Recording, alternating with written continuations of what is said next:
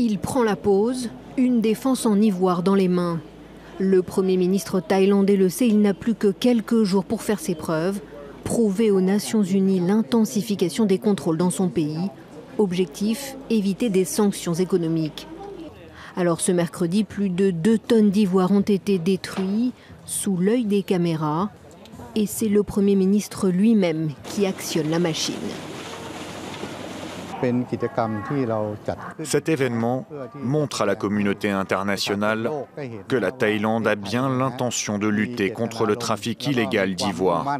Friand de cet or blanc, la Thaïlande est le 2e pays après la Chine à recevoir d'Afrique ses défenses d'éléphants.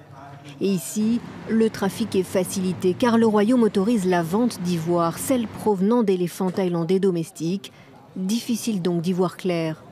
Mais aujourd'hui, plus d'efforts de la part des autorités sont attendus par les défenseurs des animaux. Ce n'est pas encore fini, il s'agit simplement d'un seul événement qui envoie certainement au monde le message selon lequel le gouvernement thaïlandais est engagé, mais ce qui compte vraiment, c'est l'impact que cela aura sur le marché.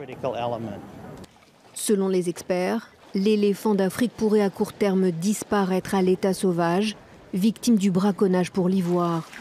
De 25 000 à 30 000 animaux abattus par an, la mortalité surpasse désormais le taux de natalité de cet animal.